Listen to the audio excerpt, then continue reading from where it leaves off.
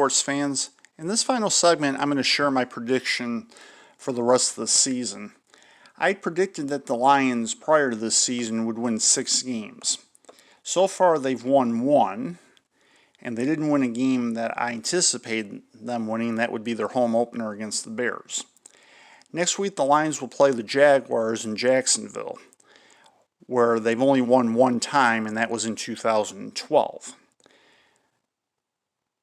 Looking at their schedule for the rest of the year, after the Jaguars, they play the Falcons at the Georgia Dome, where they've only won 1 time, I believe. Or actually, I'm sorry, the Falcons don't play at the Georgia Dome anymore. Since they built the Mercedes-Benz Dome, I believe they call, I think that's what they call it.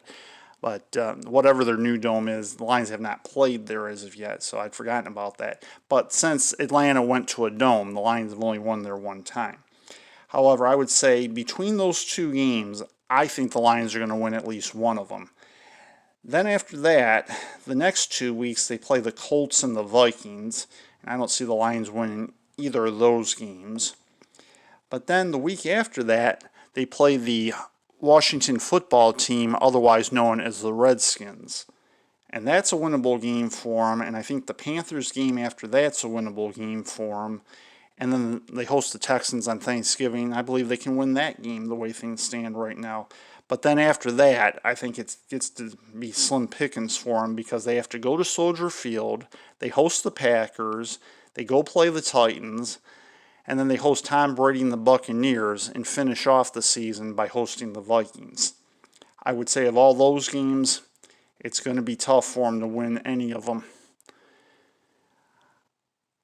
I see them winning 4 more games the rest of the season. I predicted 6 wins, but because they didn't lose to the Bears at home, and I wasn't really thinking about that too much when I looked at the rest of the schedule, I really only see them winning 4 more games to finish at 5-11. And, of course, this is bearing in mind that the rest of the season is completed and barring any major injuries, etc., and so forth. And that will do it for another episode of the Detroit Lions Tomorrow.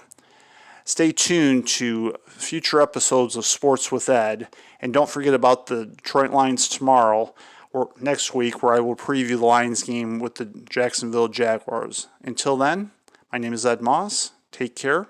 Have a good day. If you're out on the road, drive safely and have fun.